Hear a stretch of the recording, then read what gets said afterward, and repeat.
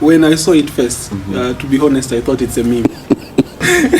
You know, most times these things just circulating around African pages. Uganda, when you hear Uganda, there's some countries when you hear like Uganda, Zimbabwe, most people like to just paint some countries.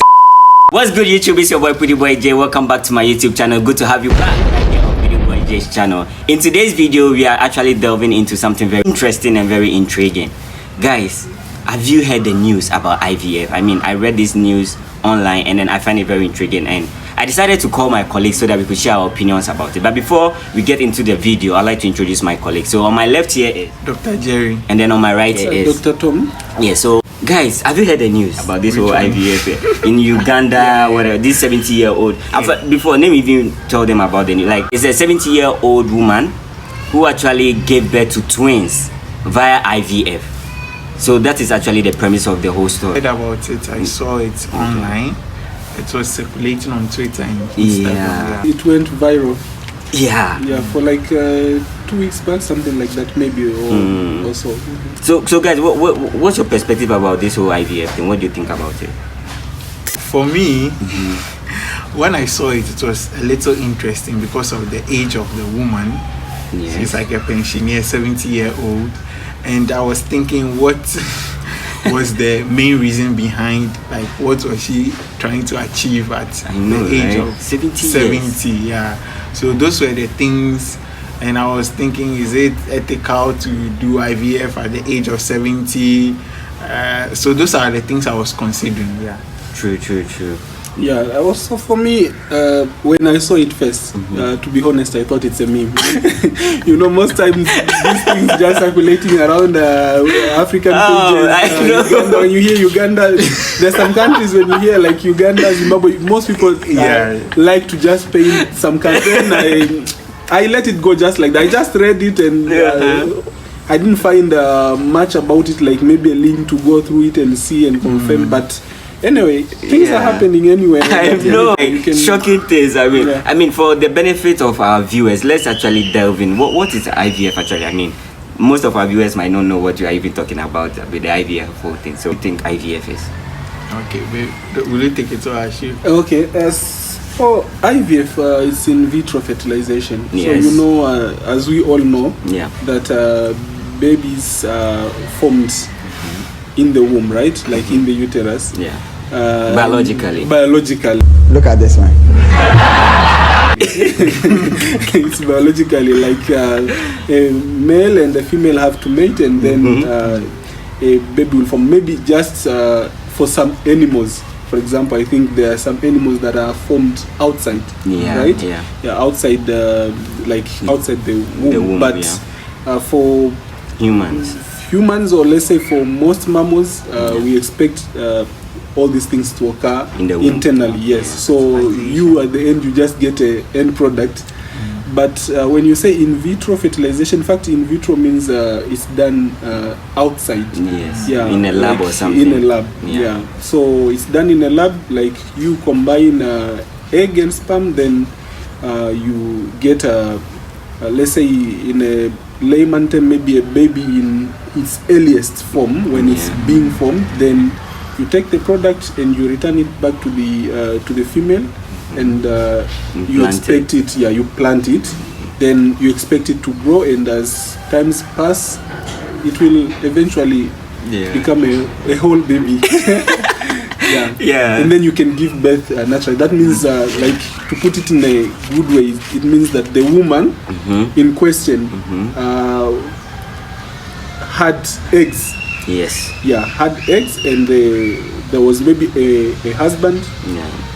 So her partner who donated the sperm, and it was combined in a lab. Then it was later taken back to the woman, same woman, and she gave birth. Yes, that's which it's also shocking. Yeah, very shocking. And so, even the age 70. Yeah, 70. Bro. Yeah.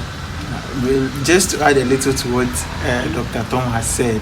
So for in vitro fertilization to take place, if it's for the same woman, she needs to undergo some hormonal therapy so the body will be ready to produce enough egg, and these eggs are taken surgically, so it can be taken from the mother or can be taken from a donor. Then we can also have a donor sperm where fertilization is done outside the body and it's placed back into the uterus of the woman. So it can happen that the egg and the sperm is from maybe a different couple, and the carrier is like just a surrogate mom. So there are different aspects to this in vitro fertilization, and you need to undergo a lot of hormonal therapy to achieve this. Great, that was a good one. All right, guys, I have this. I don't know, when I was reading some of the comments below this post, people were like, it's a miracle, thank God for I don't know if they are thinking about, this Bible story about Abraham and is it Abraham, Isaac and what, Sarah, right? Abraham and Sarah. Yeah, Abraham. Bro. I don't know if that's what they are. I don't know if that's what they are picturing, but I don't know, guys. What do you think, man? I don't know. Religiously, do you think it's moral? Culturally, do you think it's going to be accepted in our side of the world? I don't know. What do you think? I think it's maybe it's to most people it's not very familiar, but for people who suffers infertility, you will get familiar with it because you will seek out every possible way, including what you are saying, miracle, going to witch doctors and whatever, right? Like you will just do whatever is in your means to just get successful and get pregnant. So maybe possibly that's the reason that the lady didn't hesitate to go for it, even though at maybe her age. Yes, 70. At her age, it's shocking because IVF it gets much less success rate as someone just past above I think mid-40s. Yeah, because it has been going on. This procedure has been there for like 4 decades now. Yes. It's like it's nothing new under the sun. Yes. Yeah. And it's commonly done. As I said, like if you have a problem, you will know most of these stuffs, but maybe because the mass population maybe is not passing through such issues or such difficulties, so maybe that's why it was not as familiar, but to us as well, maybe it was shocking at that age. Yes, at that age, because it comes with its own complications and all that. Even it is the age, that is why this video, like we are actually doing this video, the age is the matter. If it were to be like a 20-year-old, 30-year, that is very, very, very normal. In fact, it's not about anything, because it's the age, like the whole age is the whole premise of this video. I mean, because for her to have twins, it's not an issue, because with IVF it's possible. It's very easy. Yes, as long as you can get successful with it, you can as well get twins. You can get triplets, whatever. And another thing as well, which is shocking because of the age, is she has passed. Like most women have just passed menopause long ago, And do you know what I started like having in my mind, like, was the uterus that strong to hold a twin at that age? I'm just because that's what I also say. I agree with the people. Some people who think it's a miracle, even though it's a scientific or it's a treatment method. It can also be a miracle to an extent, because even people who are young and go through IVF, people have been going through many cycles of IVF, but they don't get the success rate is quite low. It's less than 50%. So for her at her age to even be successful and have twin pregnancy and get to term with a twin pregnancy, you can say there is a bit of miracle here, even though. True. But guys, like, what do you think was the indication for this woman to?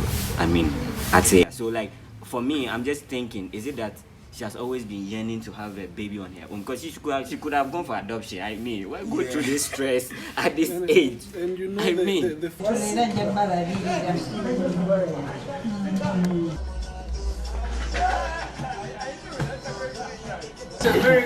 nyampaliza okufuna abaana myaka gy'obukadde okuzaala kwa mwezi egy'obukadde kati ku baana be nagenda nkuza nga nkuza ndaba nga abaana be nakuza siinaamu wange n'omu ate abaana bandeseewo ne bagenda kati ninsalawo ne ŋŋamba kanonye ku baana.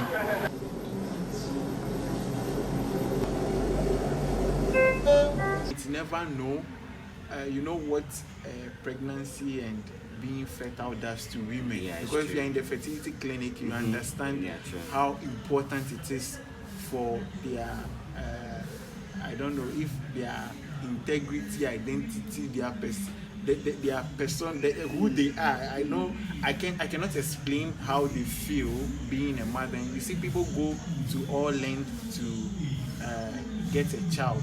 So you ask about the indications for IVF. IVF is like a treatment method for infertility, and we can have like infertility due to different reasons. So you can have like the male aspect, then you can have the tubal aspect, then you can have ovulatory, then we have like unexplained and others. So IVF is used mostly for the tubal and ovulatory. So our uterus, our uterus has like two arms, which connects to the egg, and fertilization takes place in those arms. So when the egg is released and it is moving through the arms into the womb, what we know as the womb, that is where the sperm meets the egg.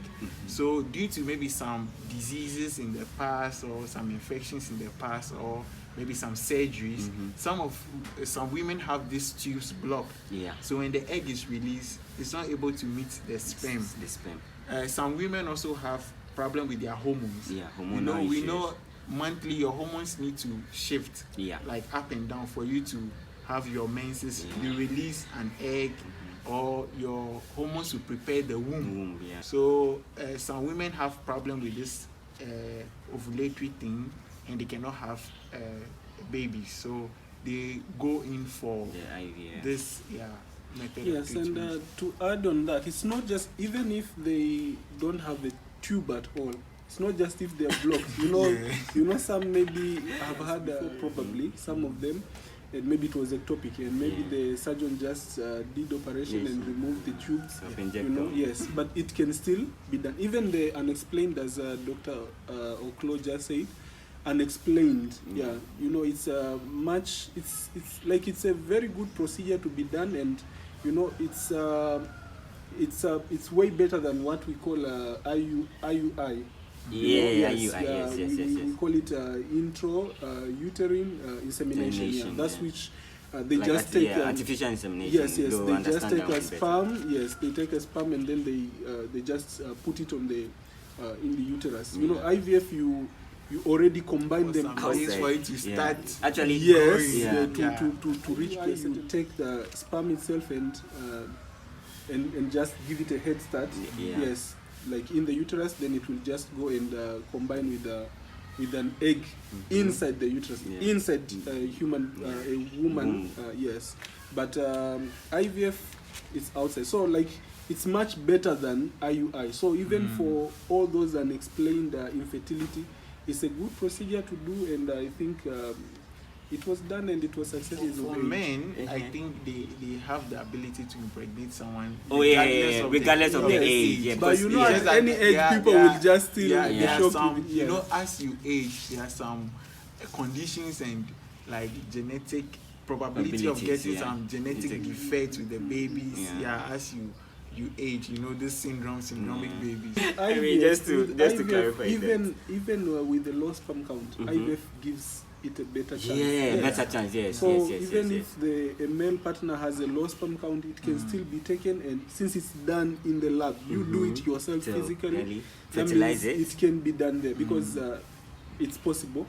With that, so it solves even some problems with men. So it's not only issues of women that if women have issues, it can be a male issue. As he said earlier, it can be donated. Like they are frozen one, and there are those fresh one that the man will give instantly, at least I think within 3 hours before they just do the combination. Some people also do it because they just don't have the time and the luxury to get pregnant. Yes, it's not necessary. They take the sperm from their husband, they take their egg, they do the the fertilization, they give it to somebody else to carry for them. But the child is biologically dead. With IVF as well, you have a benefit because before the product, right? The product of egg and sperm that has been formed, before you take it back to the woman womb, right? Yeah. You have to as well do a genetic test before that. Yes. So they normally have a advantage of that they will do a genetic test to test for any issues about DNA incompatibility, any issues about syndromes, whatever. Like they just do it there. People and then making perfect babies, we call it designer babies. Yes. So you get a perfect, and they can implant even more than 1 or 2 or 3. Yes. So it's a beneficial method. Like it's a very good method of having children even without having infertility issues. Wow, guys, this is getting interesting, man. I'm loving it. I'm loving the heat. I'm loving it, guys. So before we end the video, we're almost ending the video. I would like to ask, like, what could have been the risks or the complications this woman could have, per her age? Specifically 70 years. The price she paid. Yeah, the price. Because you can have the whole money in the world, but I know people don't succeed. Like they don't succeed with it. Yeah. Yes. So what do you think? Like, okay, so I would say generally, she's at more risk or more prone to the general risk factors in pregnancy due to her age. Yeah, because at her age, for example, we don't believe her womb is strong enough to hold 2 pregnancies. So the complications that comes with maybe issues with the womb are easy. Her pelvics. The weight of the pregnancy. Before she got pregnant, we don't know how strong her bones were, how her heart was, because at her age, you can easily get heart failure after the pregnancy. Also, with the hormones that she was using, she can even throw a clot. These are things that can happen one way or the other in normal pregnancy, but she's more prone due to her age. Yes, as he said, there are a lot of complications involved, as he's saying, regarding to her age. But I think as well as the current health system is very well modernized, there are a lot of things that can be done to prevent such things to happen. That's why I think maybe she had to give it a shot to try. Yeah. So as he said, maybe the womb might not be able to hold, but still there are techniques that are done in hospital, to help that, even with young women, and even with issues of that woman having issues with, let's say, heart issues or issues with the hormone, maybe, let's say, all those things, like in a modern way, like at this generation, at this time, they're still possible to evade them, and someone could be successful with the pregnancy, but yeah, it will still be a shocking thing, even if it happened again tomorrow. It's still a shocking thing.